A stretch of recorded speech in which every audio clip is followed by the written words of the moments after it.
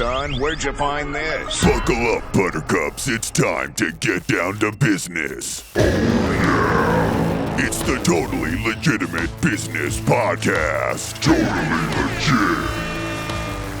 All right, folks, we are back with another episode of the Totally Legitimate Business Podcast. And as we further our education on the strange history of Long Island, we have the fortune of being joined today by attorney, professor, and award-winning author, Mr. Mark Torres. Welcome to the show. Thank you very much. Thank you for having me. Honor to be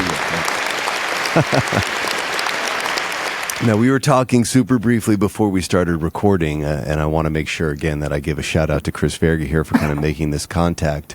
But you specialize in this obscure, not necessarily obscure, but niche cadre of individuals who are like kind of exposing a lot of the well-documented but not often talked about histories of Long Island. And I guess just for the background sake of my audience, just kind of introduce yourself and explain how you got into uncovering these strange pockets of history.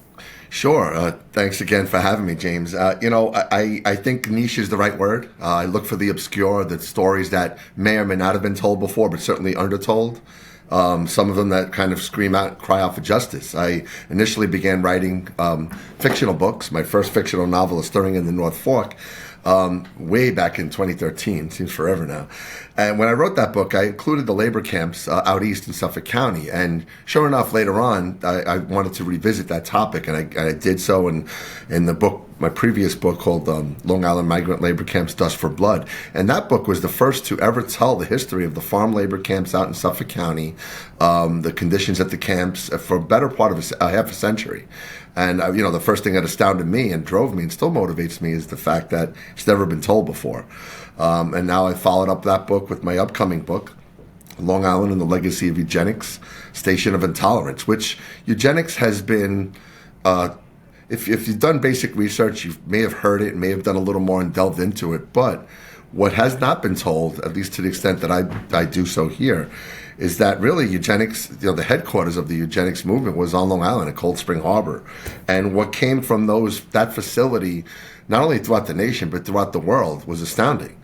And, it's easy to kind of, you read these books, it's quite complex, a lot of scientific terms, and I by no means am a scientist, but I think that was part of the ruse, right? Leave it to the professionals and the experts to deal with what has to be dealt with, and we'll just follow along. And I think that was so successful that it really led a campaign that dominated, again, the first half of the 20th century, and by and large still does today. Yeah, so, sure, yeah. And so my goal is really to kind of share these histories, looking for the source, looking for the locale, and also kind of delve into it to explore why. Why hasn't it been told as front and center as it should? And that's really what I strive to do. No, well, I love that. And again, like you're kind of doing the Lord's work here. This is important history. It gives a lot of context and understanding to the situations that we face today. And I just, it doesn't shock me that none of these things are in our history books, but it's good that there's people out there who are really trying to give them the appropriate attention that they deserve. Thank you. So, I wonder, like, I know myself, I am this way, and I'm sure other people are, but there's elements of like fictional stories that incorporate these true things that actually happened, and ultimately that inspires me to read further. But did you kind of find that in the process of writing the fictional book and wanting to include these things that you yourself kind of get sucked in and you're like, okay, well now I have to do more about this? Sure, absolutely. It's almost scratching at the surface. When you're writing fiction, you have the liberties to kind of create and fantasize stories. But I never lose the message of the importance of the topic. My second book, Adeline, actually was what precipitated this book as well, because in that book, I talk about the mental health psychiatric facilities throughout New York State, particularly in this case up in Westchester. And And I realized again, these are topics that have to be really looked at more clearly and focused on from the nonfiction perspective. My wife, actually, who's really helped so much with research, came across the early eugenic sterilizations and even the term. And when I was young, I may have heard the term eugenics, and I may have immediately let it go, thinking, what, it's too complex. Doesn't apply to me. Yeah. So I'm like, I'm just going to leave that where it was. But again, it was always stored in the database. I said, I'm going to revisit this, and when I certainly did, and even at the inception, I almost walked away from the project. It seemed too complex. It was kind of daunting and challenging. I typically write on labor and other kinds of stories. I wasn't in my comfort zone, but I realized, again, thanks to my wife's urgings, to push through that and fight through and see what comes of it. And boy, I'm glad I did, because I was able to really break down and kind of decode this myth of a science that it was, and understand it for what it was, and then explain and share the propaganda movement that led to it, and certainly the dangerous results from that. Sure. So I let me just kind of understand this. Like you're breaking it down for me a bit in a really helpful way. So there's like your path to understanding what is eugenics. That's its own thing. And then the back half of that, like the propaganda campaigns that was trying to sell those things. Yes. What? Go ahead. It was a challenge. It was a challenge to kind of conceptualize. The story isn't necessarily in chronological order. A lot of things happen. They overlap.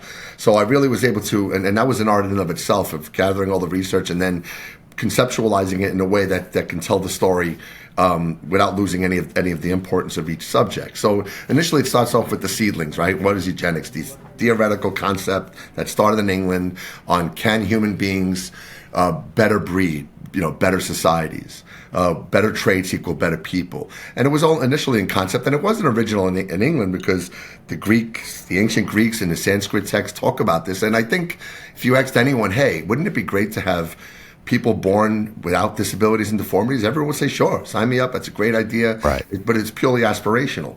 The problem is, what happens when those don't fall within the cut? And what do you do with those who are below those margins? And who sets those margins? And that arbitrary thing becomes a very dangerous ideal, leading to what was called negative eugenics. So conceptually in England, these were theories espoused and ideas, but make no mistake, eugenics as a practice and a movement was perfected and made in America. And again, at Cold Spring Harbor. And that's where the tentacles, if you will, to see how it spread out in all other avenues and social movements and, areas of the time, pretty much touched on all fabric of American life. And it was widely adopted. I often say, people think, oh, it was some kind of fringe movement. Hardly. It was, as I call it, the rage of the age. Eugenics was worldwide adopted, and it was big money behind it. Upon. Yeah, no, certainly. So in Europe, at what time does this kind of emerge in Europe? Does this thought begin talking? But throughout the 1850s to the 1900s, they talked about these things, and it also blended with Malthusian ideas, which are population control and how do we control populations, resentment towards the pauper class, the criminal class. Sure. That we're funding them and it's not fair. What do we do? So a lot of the angst and the theories and concepts were kicked around then by some prominent figures at the time, and certainly Francis Galton, who was the cousin of Charles Darwin, is one of the leading founding fathers of eugenics. In fact, he coined the term. He coined the term eugenics, which really means literally born well, right? Yeah. And the idea again is, let's create perfect humans, and let's move along. And that, again, it sounds great in concept, but very dangerous motivations. Well, it's just even his connection to Darwin at the time must have immediately given it some kind of legitimacy, or at least made people be like, oh, well, this is a continuation of the science that we're familiarizing ourselves with now from Darwin. And look, and again, before the 1960s, when a gene code was solved, right, and cracked, if you will, it was all assumptive. It was ideas, and Gregor Mendel working with pea plants, and all these statisticians working on ideas and how we can kind of engineer. The idea was, if we could breed sunflowers and racehorses, why can't we breed humans? Right. And that's where the dangerous kind of blend all really melded into one person here in America, Charles Benedict Davenport. He was Harvard educated, born in Brooklyn. He really was the architect of the American movement of eugenics. And it really just took off from there. He blended all the statistical mind of Mendel and the counting minds of of Galton, and then the newly burgeoning quote unquote science of eugenics or hereditary science, and that formed this this kind of one nebula of eugenics and the dangers that came from it. So did he go to the UK and study, or is this just becoming so popular worldwide that he heard about it where he was and decided? Well, he studied many things. He's known for anthropology, zoology, life sciences. He didn't study in England, but he did go in early 1900s. He went to England to meet with Francis Galton. And the idea there really was to get his support, his sponsorship, his blessing, if you will, to carry this back to America. And Galton fashioned him with a letter saying, "Hey, he's the guy. Let's get behind him. He's the one who could lead this movement." Wow. And with that letter, and then after that, when he returned to America, Davenport framed several really key relationships that helped found the movement. Several people, notably Mary Harriman, the wife of a former Mr. Harriman, who was the founder and a railway magnate, really rich guy. When he passed on, she inherited an enormous sum of money.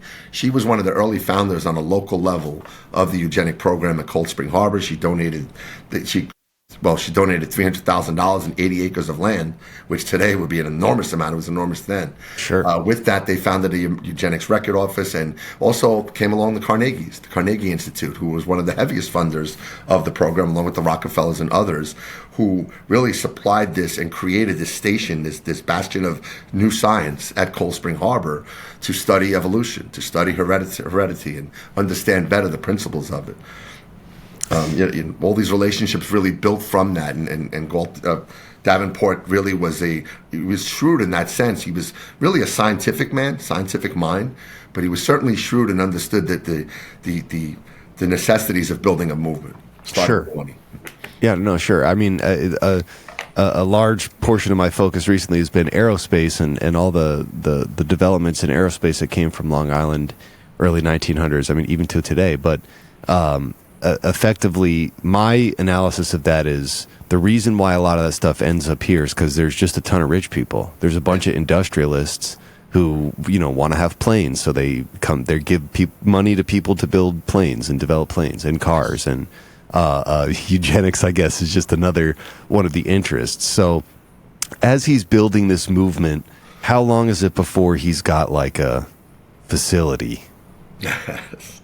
And initially, he first became the director of the Carnegie Station of Evolutionary Experimental Science. Right. This is a really fanciful name for, let's study science. Now, Cold Spring Harbor, in and of itself, was a perfect place for studying biology.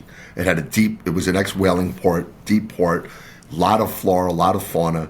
Excellent area to study, but also teach. It was a school where they taught budding students as well. Harriman's involvement came in, and the idea of eugenics started to grow right around early mid-1900s, where in 1910 eventually the eugenics record office was built, and then Davenport was placed in control of the whole situation, the Station of Experimental Evolution and the eugenics record office, all under one control of Charles Davenport. He brought in a colleague, Harry Laughlin, who was really his second in command and stayed with him all the way out until he retired, until the closing of the ERO in 1939. And those two really orchestrated a movement that's really stunning. But also scientifically, one of the motivators for really building on eugenics was Henry Goddard. He worked at a school in New Jersey for feeble-minded children, and you heard the word feeble-minded. Now, 100 years today, we hear terms like idiot, imbecile, moron, and they're common insults. Over 100 years ago, these are medical terms, eugenic medical terms, used to label people. And feeble-minded was kind of the catch-all, right? You were a little slow, you were a little this, you didn't really cut the mustard, you're feeble-minded. Well, what Goddard and Davenport successfully did was combine that immoralities along with if you had any disabilities and put it all in one lump sum. For instance, if there's a couple want to have children, the mother is a drunkard and the father is a thief. It would automatically be inferred that the child would have those immoral and inferior traits. The idea was let's not let this couple breed, because they're going to continue adding to the defective population. And, those kind of symbolisms, of course, they're ignoring the socioeconomic factors, the environmental factors that would have led to them being a drunken and all the other variables. Yeah. But again, they just assumed it was just imbibed in their setting, in DNA, if you will, that their offspring is going to be the same. Yeah. And that's really, that connection was really a dangerous one, because once they were able to establish this criteria called feeble-minded, they were able to ensnare a lot of people across the country in this category, and then they would either be initially segregated into mental psychiatric facilities during the time of their peak breeding years. Really, later on, sterilized, and of course, the horrors seen in Nazi Germany, but also that we're seeing in America, and I suspect we'll get to that shortly. But that's getting a little ahead of where we are. Yeah, no, I can sense it coming, but yeah, yes. Let's keep going. So after Goddard, and then after the connection with Goddard and Harriman, and he's got the funding secured, and Laughlin now, the movement was set, and the movement was building, and the ERO was connected and established. And it really was a two and a half story administrative, unassuming looking building. What they did was develop a program of really what I call data collection. They would hire college graduated, typically women from Vassar and other type of colleges, and they would fan out across the country to collect data. They would go and use eugenic questionnaires and specific rural areas known to be poverty and perhaps downtrodden, and they would ask these questions that were biased and leading and intended to fit the narrative that they wanted. They would store all of these records back at the ERO to build this burgeoning science, the growing numbers of feeble-minded and problematic people in the world, the defective traits. In fact, in 1911, they estimated as much as 15 million Americans were socially defective. They called them, that was 10% of the population, they called them the submerged 10th. And they came up with a 10-part plan to deal or eliminate and target and eliminate this group. Several of those included marriage restriction laws, segregation, sterilization, and even mass euthanasia. They contemplated 15 million Americans in America in 1911, between 1911 and 1914. Thankfully, that didn't happen. But what did happen was occurred in early 1900s, 1915. There was a doctor in Chicago, Dr. Heiselden. He was a head surgeon in the hospital in Chicago. A child was born with bad deformities. He was called to come in and weigh in. He determined that the baby wouldn't or shouldn't live, so he withheld treatment and the baby died. He was brought up on charges for a medical inquest. No charges were filed. And you thought it would be settled there, but what he did was he went on a speaking tour, went to several states, proudly touting what he did, suggesting eugenics is the way of the future. And they even made a movie about it called The Black Stork, 1917. This movie he was fictionalized in the movie as a doctor preaching the dangers of poor genes and traits, and that genetics is the way. Also in Chicago, and there was a prominent judge, Harry Olson, who by the way was also a publisher of some of the works by eugenics that were created.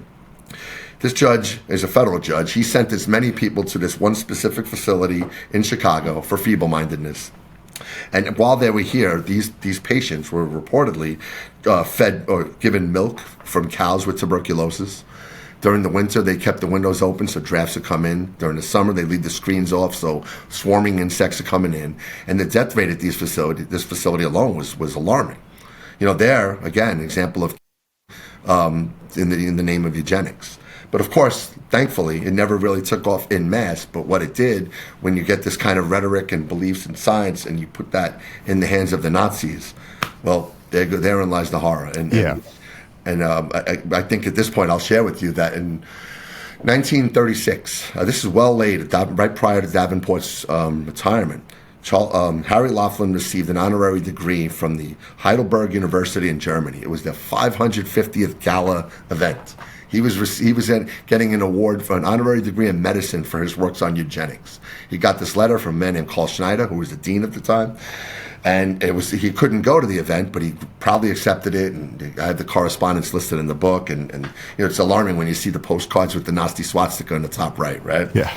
Just 3 years later, Carl Schneider was part of the T4 program. The Atkian T4 program was, in essence, called the first Holocaust. What they did in Germany and areas of German occupation, they rounded up 70,000 men, women, and children. And this is pre-Holocaust, pre-hunting the Jews. They rounded up anyone with disabilities and deformities and brought them to mass centers and killed them all. And it's frightening when you think of the connections between someone getting an honorary degree from a man who was part of such a horrifying event. They're direct and consistent. The eugenics program between America and Germany were constant. The Americans cheered them on. We need more of this. It was a real proud moment for them to see these plans being implemented, and it really went up right before the onset of the war, when the Carnegies could no longer ignore the horrors that were going on, and they eventually withdrew funding, and that ultimately led in part to the demise of the ERO. And once you lose funding, it kind of went underground after that. Dry up, yeah. And that's those kind of connections are. And I can also say in 1936, Davenport arranged for a delegation of Nazi eugenicists to attend Harvard University's gala event too. Well underreported, rare circumstance, but if you can imagine, these connections on both soils, quite frightening. Well, I mean, that was going to be my question, is what, if any, direct connection is between what he was doing in Long Island and, what ultimately plays out in Nazi Germany, but it sounds like it's pretty direct. Sure. In many ways. That. There was a man named Otto Verscher. Otto Verscher was the lead eugenicist in Germany at the time. He was at the time, the ERO had a publication called Eugenical News, sort of like the Twitter of the time, right? And they promoted and published all kinds of eugenic works throughout the world. It was like the highlights of the eugenics world. Otto Verscher was part of the editorial board of that publication. Now, Otto Verscher was the leading eugenicist in Germany.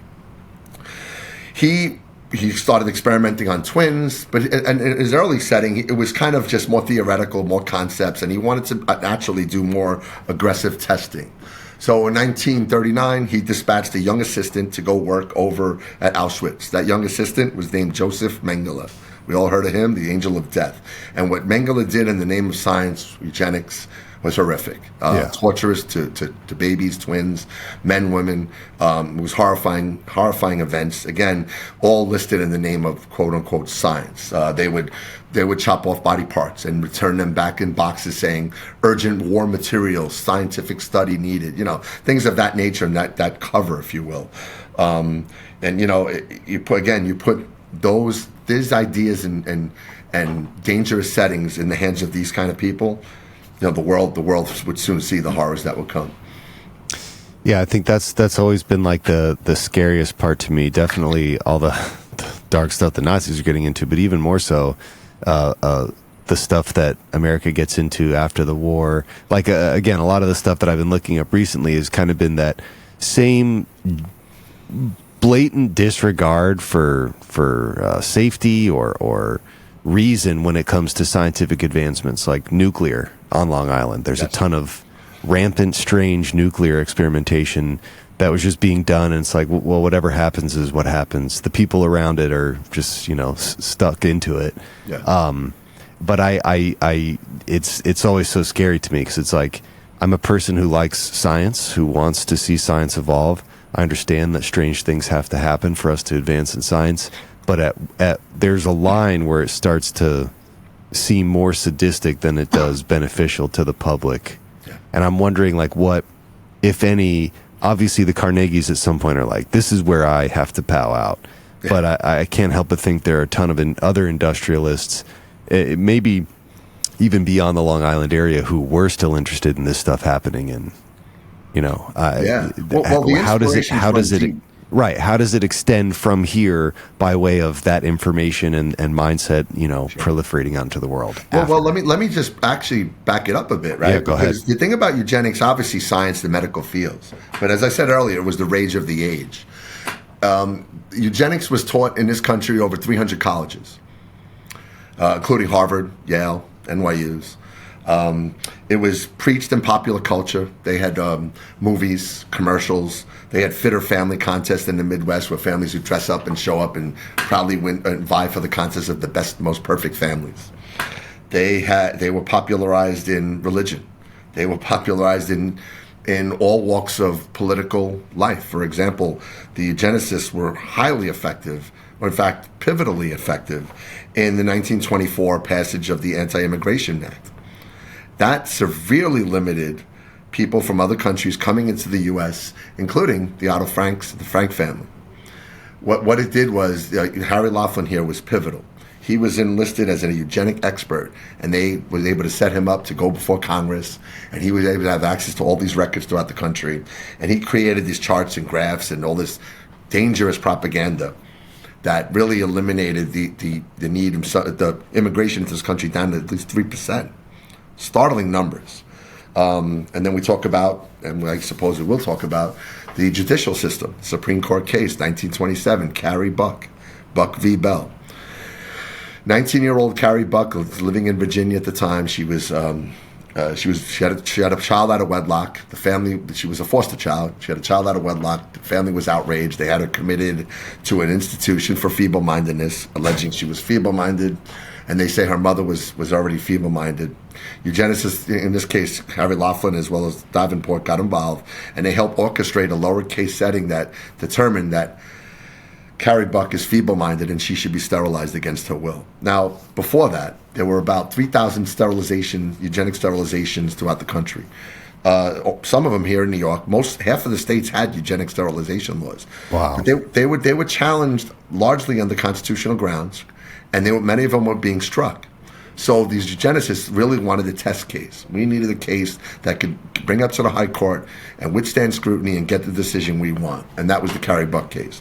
It went up to the Supreme Court in 1927. The lower case was totally it was really a sham trial. Her own lawyer was really working with the eugenicists against her. Just for show. Yeah. Not only did he not help her, but he also helped them against her. Like, he would ask questions that those answers would really bury her further. And this poor woman was really truly alone. So when the decision was, yes, she's feeblized, yes, she could be sterilized, he then, of course, appealed it to the Supreme Court, because that was the goal all along. Will the High Court support it? In the 8-1 decision, the High Court supported it. The Oliver Wendell Holmes justice was he wrote the decision 5 paragraphs in length, and what he wrote quote was, 3 generations of imbeciles are enough. Sterilized. And what he did, and not only did they help formulate that decision, they suggested to him in the brief that they should liken it to the 1904 Jacobson case in Massachusetts, where there was compulsory vaccinations for smallpox. And they said, yeah, same thing for ovaries, same thing here, sterilized.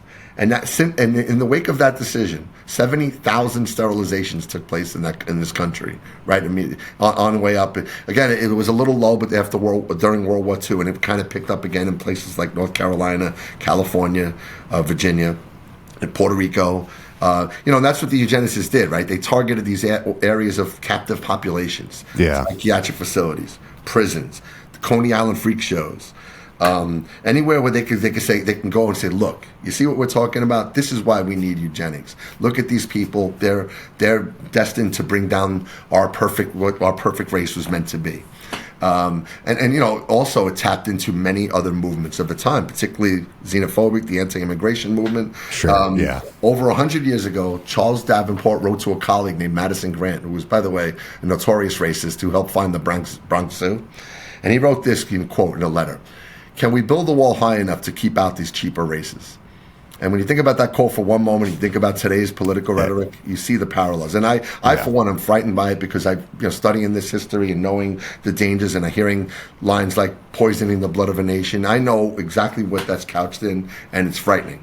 And I also wonder if we've ever moved from that. And apparently, maybe not. But, those are the dangers that this kind of rhetoric leads to. Well, I mean, really, the connection to politics is startling, but I wouldn't say it's necessarily surprising. But it hasn't gone away, and in many ways, it just gets masked and rebranded. as we're witnessing some of it, the obvious parallel right there is what we're dealing with at the Mexican border and all the rhetoric that has been around that for the past 10, 15 years. But I guess that would be another question too, is like, where do you see the tentacles specifically? Where do you see the tentacles of this today beyond just how we're looking at immigration or the nationalist idea of keep America before everybody else? Sure. No, it's dangerous. One thing I'll say was what I found quite interesting, and it's almost difficult to articulate. There's always been racism. Now when you hear and see racism, it's typically attached to some vitriolic statements and comments and actions and whatnot. But back then, it was almost genteel. It was almost expected. Like, of course, these people are inferior. Of course that they don't have the genes or the traits that we have and should have. So it almost took on a different turn, and likely because it has to be more supported these days, because it's obviously less than. The idea of the xenophobic ideas, the us versus them, the idea that people can kind of even turn their back on their own ancestors, if you will. If you hear someone of Italian descent or Irish descent or Polish descent suggest, yeah, we're good, keep them out, when they themselves or their race themselves were treated as terribly as anyone else. It's like once we've made it, we're good. We're not looking back. Yeah, right. So naturally, the dangers are still prevalent. The idea of whipping up vitriol and getting this us versus them mentality, it totally obliterates the idea of the shining beacon on the hill. And you mentioned the southern border, which now was then, Ellis Island, right? The xenophobes of the time railed against that. Madison Grant, he wrote a book called The Passing of the Great Race, which he just explained that these immigrants are destroying the white race that we're here and our perfect white race. And the parallels are similar, except in many ways it was more obvious then, but it was almost expected then. And to hear this, to see the same result, but to hear the stark differences in languages is unsettling. The connections to medicine, I can tell you now, half the states, or 30 plus states, still have sterilization laws in place. But again, it's not the same based on eugenics as it was. But sometimes prisoners are often offered reduced sentences if they agree to be sterilized. That's eugenics. They're developing growth pods, where you can create and have this perfect fetus of a womb, and fetus in a womb, perfect conditions, and you can monitor it from your smartphone, and you can say these are the perfect babies being born.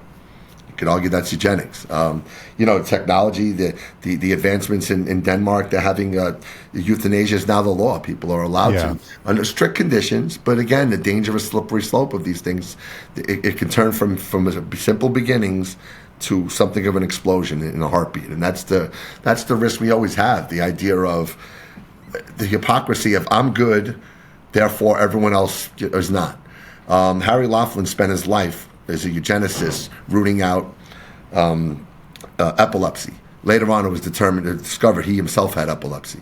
Now, he never had children, so we don't know if he practiced what he preached, which I doubt.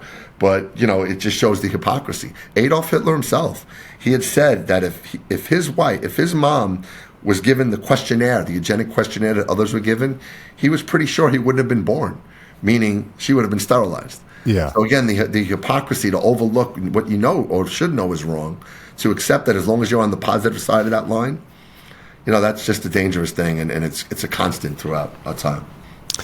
Well, and you bring up a lot of good points. I would definitely say all the things that you brought up are absolutely, downstream effects of eugenics and these types of ideas being given, again, like that scientific freedom to just be like, well, maybe we don't necessarily have to, but we can, so we will. And I don't know. It reminds me also of the book The Giver. I don't know if you read The Giver. Mm-hmm. That was like mandatory reading for me when I was in, I guess, middle school. But basically, it's about this guy who his job is to let people see in color. In some dystopian future, everyone sees in black and white, and no one has emotions, and it's just a gray state. But every generation, one person is chosen to like read and listen to music, and it allows them to see in color. And ultimately, spoiler alert, at the end of the book, you find out that this world is extra gray and they're practicing eugenics. Like the last little bit of the book is the kid discovering, like, oh my gosh, the unwanted babies. And that was given to us as kids to be like, see, this is where humanity can go. We'll never be like this. But then you just read a bunch of history, and within the last 100 years, there's this going on, and it's debatable that it ever kind of went away. It just is shifted into different forms. Sure. And the hypocrisy's fighting, and further on, I'll elaborate. Like Helen Keller, she was a proud eugenicist. Now, she was deaf, dumb, and mute. She would have certainly been sterilized and treated eugenically. W.E.B. Du Bois, a man of color, who certainly would have been treated differerly because of his color alone. The hypocrisy runs wild. Take the Coney Island so-called freak shows. These performers had legitimate conditions, medical reasons for their conditions, that they were exploited. They also exploited themselves. Some of them lived lucrative lifestyles. Eugenicists would go there and say, "You see, this is why. If we don't get eugenics, you're going to have half the people half man, half lion," or Tony the alligator boy because he had a skin condition. Right. And the exploitation and hypocrisy are really tied together and run through. And the thing about eugenics too, which is amazing, is like I said earlier about tentacles, right? It had an extraordinary ability to latch on to other social movements. So eugenics really started with the socially progressive idea. And again, aspirationally, it sounds great. If we can eliminate, illness and disability and deformity, great. Sounds perfect. Really should have known then. There was no way that would have happened. Right. But all these other movements that went along. Take Margaret Sanger, birth control. Now, Margaret Sanger was a notorious racist and a eugenicist. But even Margaret Sanger wasn't allowed on the crew because Margaret Sanger had believed in Malthusian population control, right? So she believed sterilize the way for everyone. Eugenicists like, hold on. Only sterilize the bad people, not the good people. Let them go. They're okay.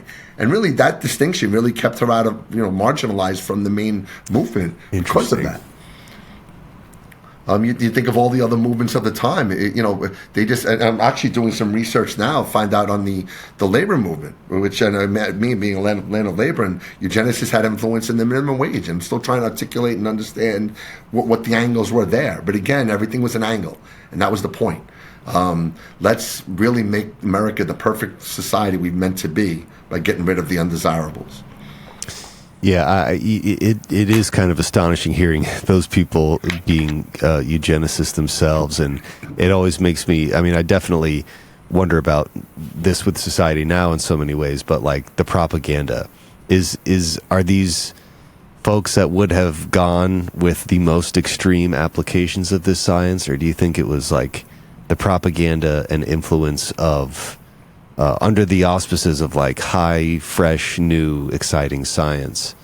Like how? I think they would. Well, certainly was high, fresh, new, exciting science. It was touted as a savior of humanity. But I do think they would have realized those goals if they had the chance. Yeah. I think the guardrails were there, the Constitution, common decency in America. We're never going to revert to something as mass as what the Nazis did. But it was close. They contemplated it.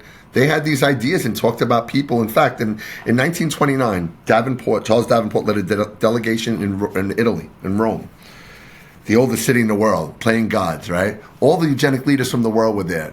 And they created a map, an atlas, a world atlas of each country's so-called desirable populations. And the purpose there was simple. Let's get rid of each of these groups, and the world would be so much better. In America, Davenport, he looked for the back then tuberculosis was ravishing areas like Virginia and other places. He listed that as well as all the other mental institutions. But other leaders of the world equally did the same. What would have happened if these group of men would have really played God and enabled, infiltrated and created these policies in each respective country? Well, we know what happened in Germany and throughout German-controlled areas. So it certainly would have spiraled out of control worldwide. Well, I mean, it even freaks me out too, again, kind of dovetailing on some of the other stuff I've been looking into, but applying this to it. So, we take a bunch of Nazis after the war, we bring them back. A lot of them end up continuing whatever science they were doing. Plum Yeah, no, exactly. Like there's the history there is just ridiculous. Again, shout out Chris Verga, great books on the subject. But the thing that gets really freaky for me is especially like in the 60s, 70s, and 80s, the rampant experimentation on medical patients with the same mindset. But this is like post World War II, post Nazi America being okay with, testing on mental patients and prisoners, even just unaware public, giving them drugs and just like seeing the effects. And I can't help but think there's some kind of at least tangential connection there. Like, oh, we were doing this at one point, and if we're going to test on anybody, it might as well be, the undesirables, however we define that. Well, they were able to really narrate this or frame this narrative that the science is not to be questioned. Like Charles Davenport would pick up the phone, call or contact the Museum of Natural History in New York City, and he would ask for two Shinnecock Indian skulls. No problem, they'd send it to him. They would go to Kings Park on Long Island, Letchworth Village in Rockland County, and let's just get access to the records and access to the patients and study them and confirm the data, building up this database. In fact, at Letchworth Village in 1929, Charles Davenport conducted a surgery, an operation, if you will, purely eugenic. He castrated a young boy, 13-year-old boy with Down syndrome. Removed the testicles, studied it. Of course, nothing was found. The problem with that was his mother was really the question was, did they really achieve proper consent? And the belief was they did not, because the mother was also disabled, and it was hard, and the father wasn't around. It was hard to believe that they would have attained this consent, this medical consent needed. But back then, they framed it in such a way that there would be total deference to it. Yeah. There was countless records and letters and statements by across the country, certainly in New York, of medical and psychiatric facilities, the leaders there certainly buying in publicly on eugenics and the need to espouse all of this science. And if they're saying that publicly, they don't have to hide behind the scenes. Right. Come on in, have access. We'll give you records, whatever you need, because we're all in on it. And really, it's tough to challenge when you hear the leaders of the country. Every president, from Roosevelt to Hoover, openly endorsed eugenics or signed eugenic legislation, and proudly were part of eugenic movements or groups. Political leaders, movie stars, even religion. It's rare. It's so unique to see something cut across all lines, especially unify. Yeah, the unifying effort where, like, you think today, like, can we get some kind of political unity? Sadly, maybe war is the only kind of avenue. But other than that, there's always a fight on something. This went all across party lines. I found no indication that it varied on political lines, even religion. Aside from the Catholics, who of course objected, they used to have contests where preachers would speak and make eugenic sermons, and then they would have contests for the best, most effective eugenic sermon. So it was really, again, the rage of the age is an understatement, because when you have that level of belief nationwide, nothing would have stopped it.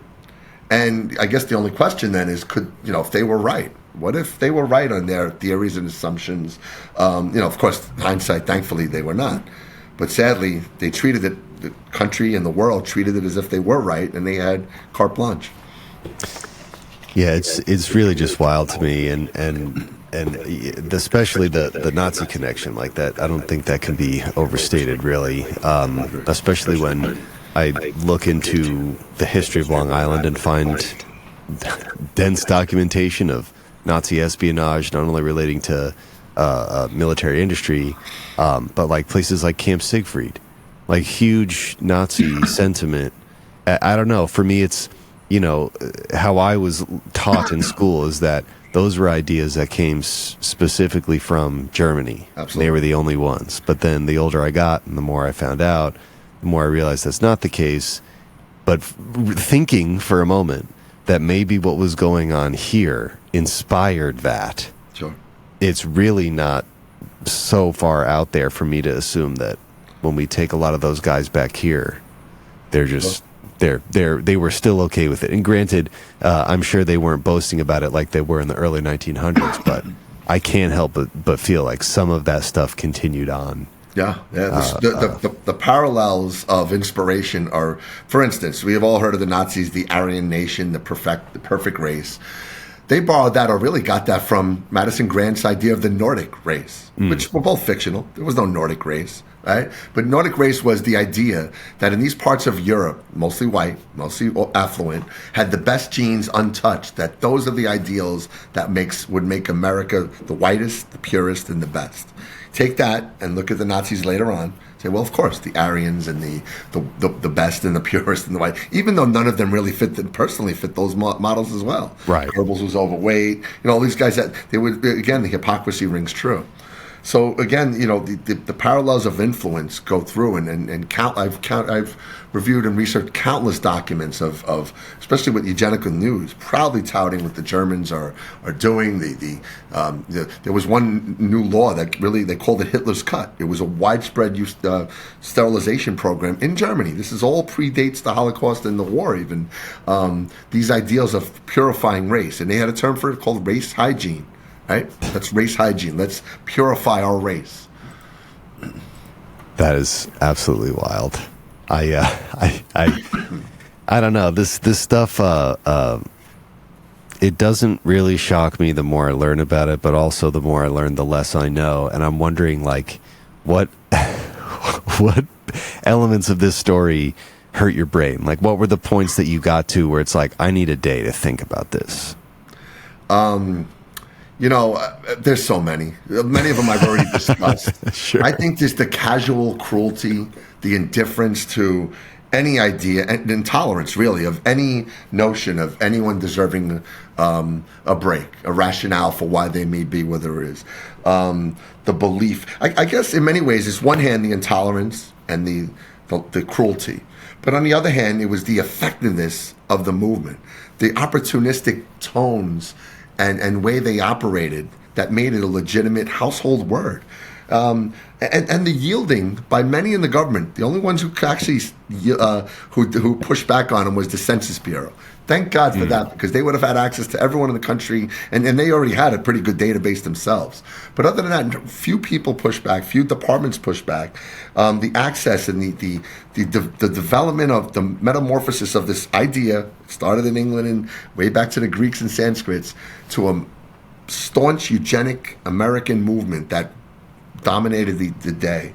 I was saying earlier that they developed. I mentioned Goddard before. Goddard actually was pivotal because he actually created a variation of the IQ test that we know today, right? And it was a eugenic-based IQ test, and the people would be asked all these kind of questions that they would have no business answering.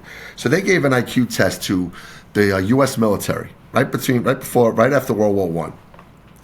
And they declared that half the U.S. military was a low-grade, quote, moron. Because many of them were farm kids, never educated, and these questions are about the intricacies of a Ford Model T. They don't know anything about a Ford. They're riding horses. They're living in the field. Right. So when you get them wrong, your IQ is determined as such. Again, building up this idea, and then once you get that, oh my God, the U.S. government, the U.S. military, half of us are defective. We are in trouble. What do we do? Science, help us. Again, that framing that narrative that it has to yield to the science that they've built up. And it was really fascinating kind of propaganda movement and machine to get to where it became.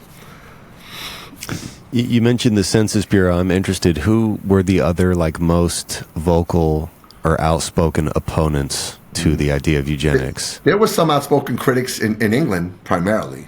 I could tell you that there were some local, and a lot of times they would do it in silence. Thomas Hunt Morgan, he was a Columbia University geneticist. He had a group. He studied fruit flies, and his students, they were called the Fly Boys, right? They were like this really elite group of young budding geneticists and scientists and trying to understand. And Thomas Hunt Morgan was one of the first supporters, and he was actually on the board of the Eugenics Research Association.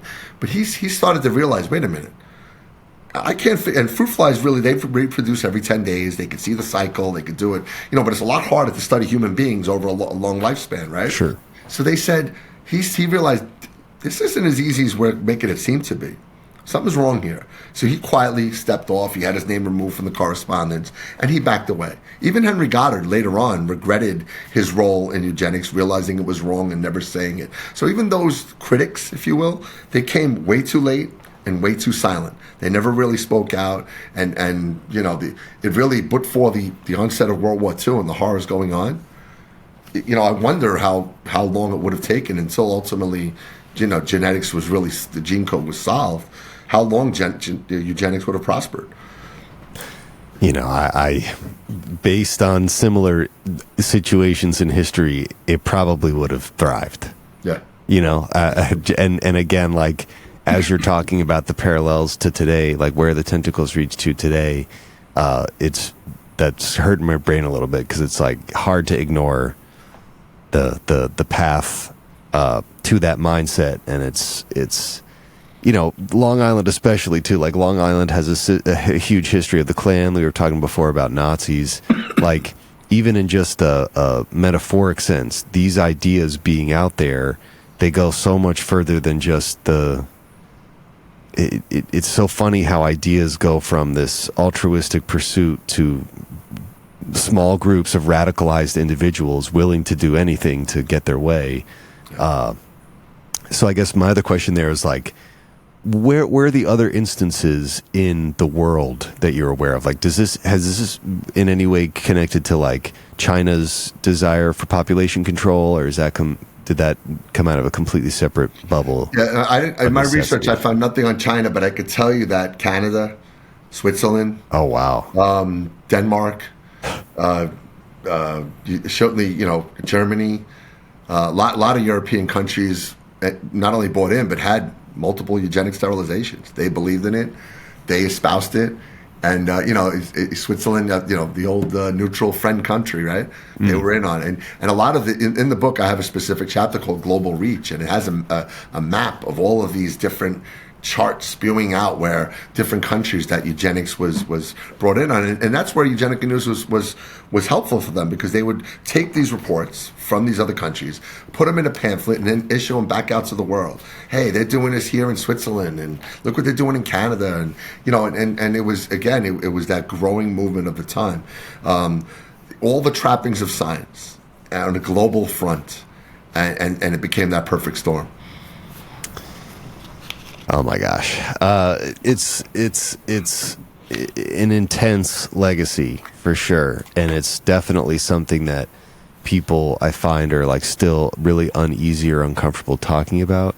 And I'm wondering, your process of writing this book, did you have to interface with much people, or was this all just kind of like data, information, books that you read? Yeah. A lot of it was because of the time. There weren't many people around. But I can tell you that a couple of personal notes. I've spoken to some people from some of the Native American reservations who've explained and remember times that their families, they were there when eugenicists came to visit and brought gifts and said, hey, let us talk to you and study you when you're not looking, and all of these things. Even my home island of Puerto Rico. There's a famous, it's called La Operación, right? There was widespread sterilization on Puerto Rico for many years. There was a doctor there, Cornelius Rhodes. Cornelius Rhodes helped fund, really help start Sloan Kettering, a brilliant New York City cancer treatment place. Well, when he was a young, aspiring doctor back then, he was a notorious racist. He had a few drinks one night and he wrote a letter, and the letter's published in the book, and you can see it online, where he claims to have killed people by injecting them with poisons, and he wanted to wipe out the whole population of Puerto Rico because they were degenerate. They overbred. All the racist kind of tropes that were in there. His disdain for the people is frightening. So you think about those things, and really the writings themselves. It's kind of ironic. You would think of a lot of the history we know from the Nazi regime. They kept those meticulous records. Well, so did eugenicists. They were real good at keeping records, and I think thankful for us so we can review it, study it, and share it. But I think if they had their way back then, they probably would have wanted to keep it more silent. But again, that really speaks to the arrogance and belief and comfortability that, of course, we're going to share this. Come on in. They would have every 10 years the international congresses where people from all over the world would attend this eugenic event. The first one was in Paris. The next two were in Museum of Natural History in New York City. In 1918, the World's Fair in San Francisco, they had a eugenics exhibit there for 9 months. 18 million people visited. All of these aspiring ideals and ivory bust of Galton and all the Apollo and Zeus and all the strong figures of humanity, saying this is what we should get back to, and we can do it with this science. It's really just a testament to the broadening appeal and manner in which they operated.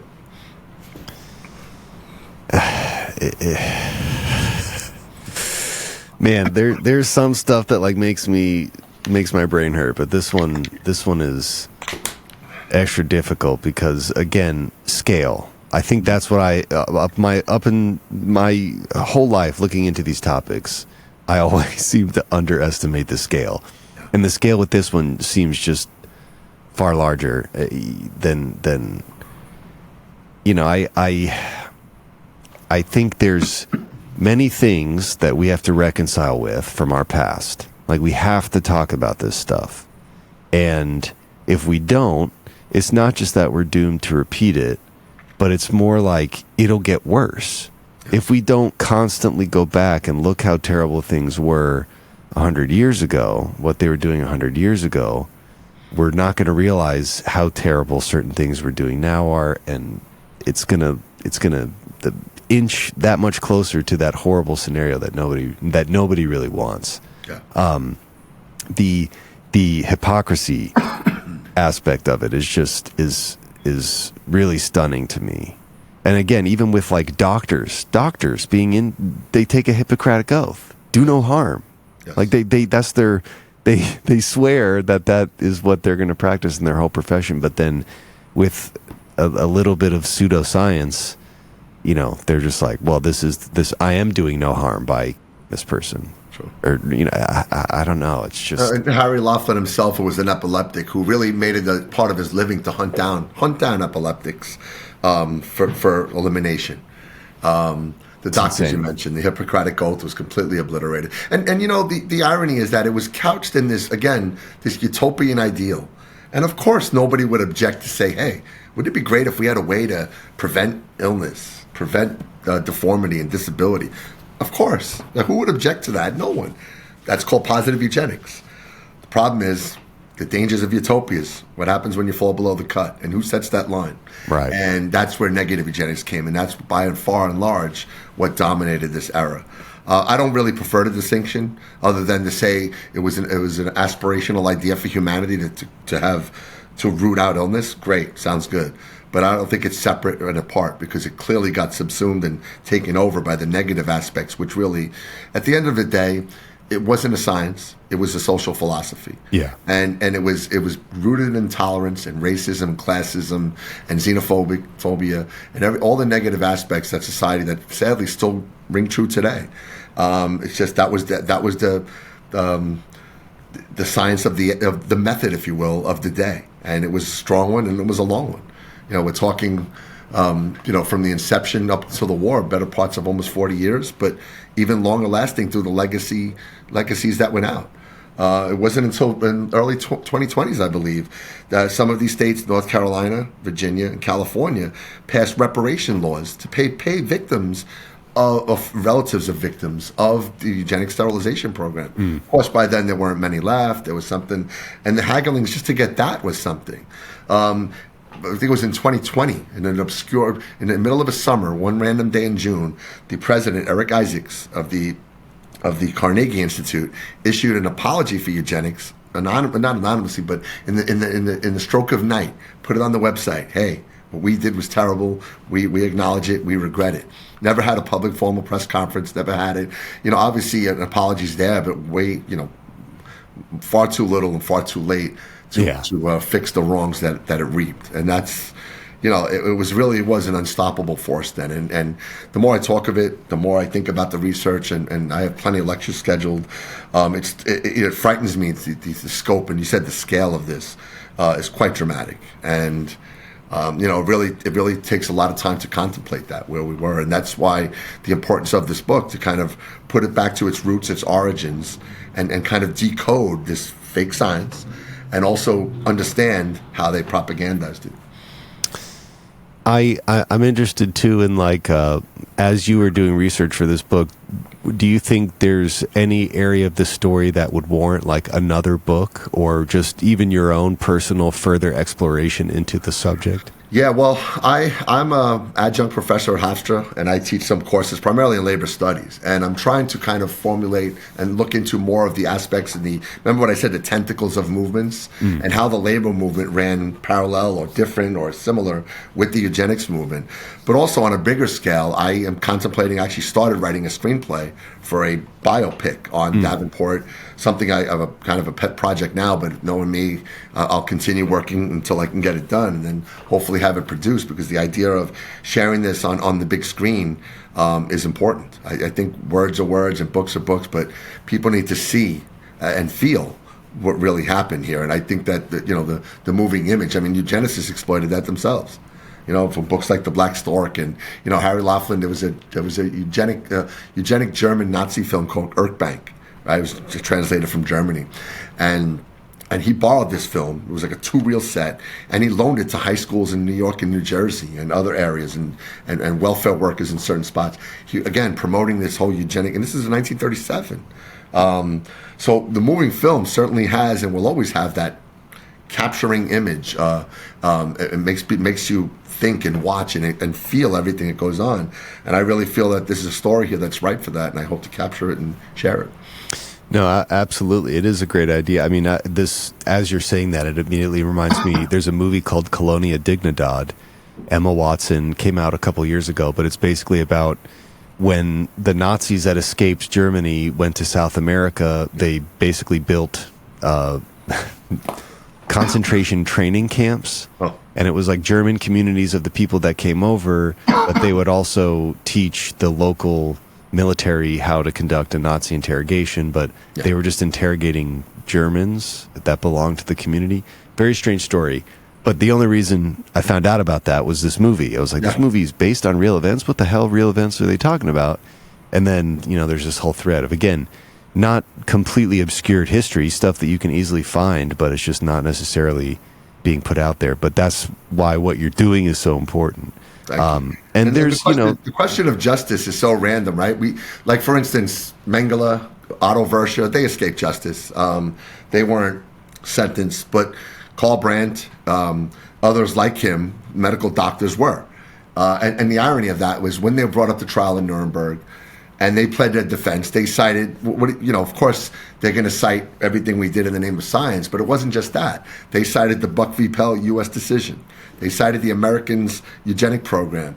And you had to imagine being in that room, hearing, and then thinking about the scope of that, right? The inspiration for these monsters came from America. Mm-hmm. And incredibly, it's not just like a wild-winded defense. Yeah. We're just going to throw it on the wall and see what happens. Of course, 6 of them were hanged. The defense was unpersuaded, and they were hanged, and some escaped. And, Carl Schneider himself was awaiting trial. He committed suicide in prison.